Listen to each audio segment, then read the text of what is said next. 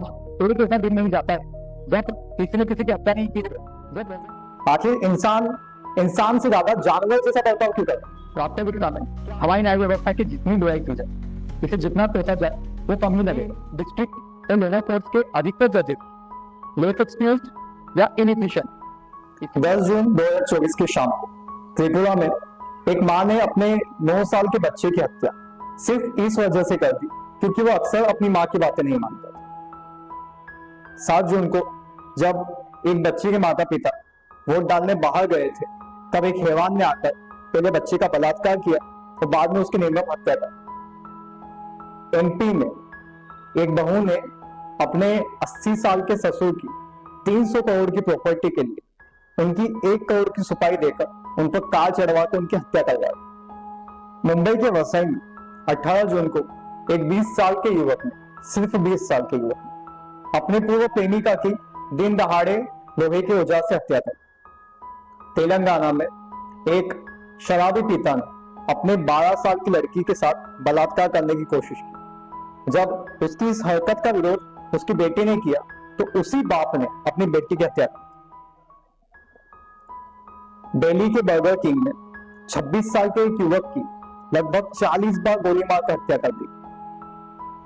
अब आप सोच सकते हैं कि मैं आपकी जिंदगी में नकारात्मकता लाने की कोशिश क्यों कर रहा हूं। असल में ये नकारात्मकता नहीं है, ये हमारे वर्तमान समाज की सच्चाई है। ये जो चंद हेडलाइंस मैंने आपके सामने बोली, ये हेडलाइंस पिछले ही महीने की कुछ न्यूज है। कई न्यूज ऐसी हैं जिन पर मेरी नजर नहीं गई, कई घटनाएं ऐसी हैं जिन पर मीडिया आउटलेट्स की नजर नहीं गई, और कुछ घटनाएं तो ऐसी भी होगी जिन पर रिकॉर्ड भी दर्ज नहीं किया गया। आखिर हमारे समाज को ये क्या हो गया? वर्तमान में मानवता को हमारे समाज में ढूंढना एक ऐसी चीज है मानो हम भूसे के ढेर में सुई ढूंढ रहे हैं। आखिर इंसान से ज्यादा जानवर जैसा बर्ताव क्यों कर रहा है? क्या हमारे देश में कोई कानून व्यवस्था नहीं? और अगर है तो क्या वो इतनी बुजदिल है, इतनी कमजोर है, इतनी नपुंसक है कि ये जो रोजाना घटनाएं हो रही उन पर काबू ना पा सके? आइए जानते हैं आज की इस वीडियो।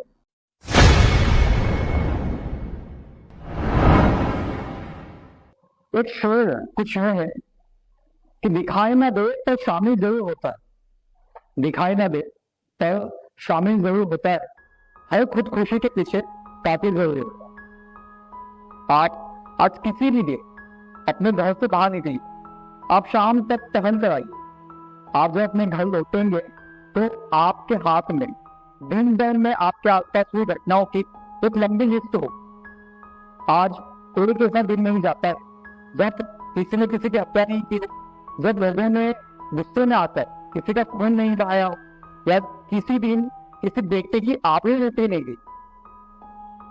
एक लोकतांत्रिक देश में लोग बहुवर्णित जीवन की कल्पना करते हैं। भारत विश्व का सबसे बड़ा लोकतांत्रिक देश, वहीं पर आज ऐसी स्थिति है जहाँ पर भाई नहीं है, लेकिन उन लोगों से जो कानून को खिलौना समझ, वास्तविकता में कानून जिनके लिए बहुरहित होना चाहिए एक आम इंसान के लिए, वो डर अपना जीवन गुजारे। हमारी कानून व्यवस्था इतनी कमजोर, इतनी बेहतर है कि जब तक एक गुनहगार को उसके पहले गुनाह की सजा मिलती तब तक वो कई और गुनाह कर चुका होता है। इनसे छुए क्या करता है तो समाज में खुलेआम घूमता है। जब आम इंसान उस गुनहगार से खुला घूमते हुए देखते हैं, दो चीजें होती हैं। सबसे पहला तो उसका कानून व्यवस्था पे से भरोसा उठ जाए। दूसरा, कई लोग ऐसे भी होंगे जो इस घटना से ये सबक ले लेते हैं कि अगर उसका कुछ नहीं हुआ तो मेरा क्या हो जाए, तो ये सबक लेकर वो अगली बार कोई भी गुनाह करने से हिचकिचाते नहीं। वास्तविकता में हमारी न्याय व्यवस्था की जितनी बुराई की जाए, इसे जितना पैसा जाए वो कम ही लगेगा। हम जब विश्व के सबसे बड़े लोकतांत्रिक देश की बात करते हैं तो हम बात करते हैं उसके तीसरे स्तंभ की, हम बात करते हैं न्यायपालिका। तो जब हम न्यायपालिका की बात करते हैं तो इस देश में एक सुप्रीम कोर्ट, 25 हाई कोर्ट है, तो 688 डिस्ट्रिक्ट कोर्ट। लेकिन इनकी व्यवस्था क्या है, इनकी प्रधानी क्या है? जिसके वजह से आप और हम हर रोज हर रात सुकून की नींद लेने की कोशिश करते हैं। दिसंबर 2022 भारतीय कानून मंत्री किरण रिजिजू ने राज्यसभा में बताया था कि इस देश की सबसे बड़ी कोर्ट सुप्रीम कोर्ट में 69,000 केसेस पेंडिंग, देश की 25 हाईकोर्ट में 59 लीग केस पेंडिंग। अगर देश की सबसे बड़ी हाईकोर्ट इलाहाबाद हाईकोर्ट की बात करें, वहां 10,30,000 केसेस पेंडिंग, और ये तो सिर्फ 3 अभी जो केस मैं आपको आगे बताने जा रहा हूं, हो सकता है आप मेरी बात पर यकीन ही ना करें। देश में डिस्ट्रिक्ट और लोअर कोर्ट्स में टोटल 4,40,00,000 केसेस पेंडिंग।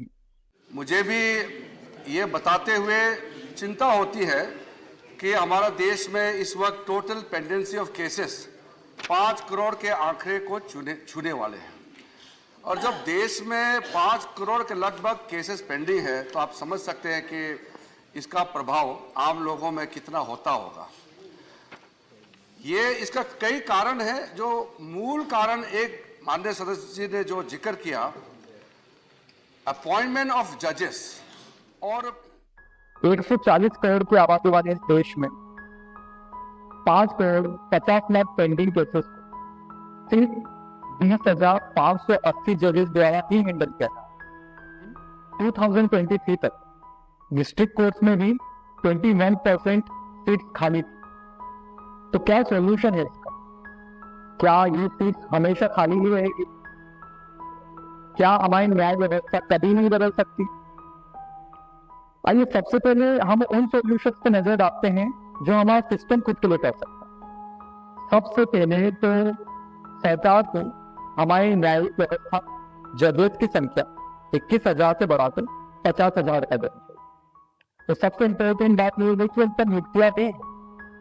1987 में इंडियन लॉ कमीशन ने अपनी रिपोर्ट में 1 लाख नागरिकों को 50 जरूरत की संख्या से रिकमेंड किया, क्योंकि फिलहाल में 1 लाख पर सिर्फ तो न्यायिक व्यवस्था का बजट बढ़ाया जाए, जो कि फिलहाल में कुल बजट का सिर्फ 0.1% से लेकर 0.4% ही है।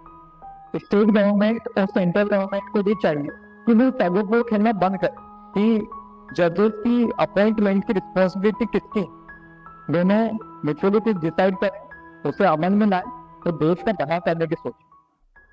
ऐसे हालात में जब हाई कोर्ट में इतने सारे केसेस पेंडिंग है, हाई कोर्ट के जजेस लंबी लंबी पेड वेकेशन पर जाते, हमें साथ ही साथ जजेस की एफिशिएंसी और स्किल्स पर भी काम करना हो। ये बात किसी से छुपी नहीं है कि डिस्ट्रिक्ट और लोअर कोर्ट्स के अधिकतर जजेस लेस एक्सपीरियंस्ड या इनएफिशिएंट। इसी की वजह से जब इनके द्वारा कोई फैसला किया जाता है तो उस फैसले को हाईकोर्ट में चुनौती दी जाती। इसकी वजह से हाईकोर्ट का प्रेशर और बढ़ता।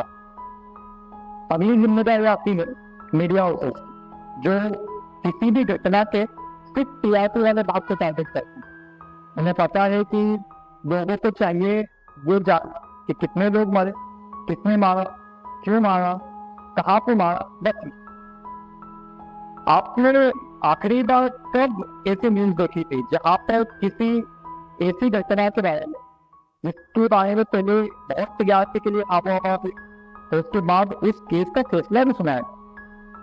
मीडिया हाउसेस को चाहिए कि वे अपने न्यूज चैनल्स के थ्रू, वे अपने मीडिया आउटलेट्स के थ्रू किसी भी घटना के अंजाम को भी बता, लोगों में न्याय व्यवस्था को लेकर विश्वास जगाए, और ऐसे लोगों के मन में जो न्याय व्यवस्था के साथ खेलना चाहते हैं उनके मन में डर जगा।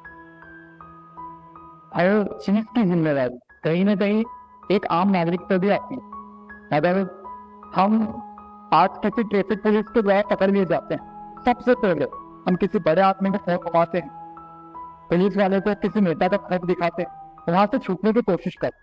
अगर हमारी गलती है तो हमें भुगतना चाहिए। इस वजह से उस पुलिस अधिकारी जो इतनी ठंड में, इतनी बरसात में, अलग अलग मौसमों में, अलग अलग हालात में हाथ बढ़ा, उसका मोरल देता।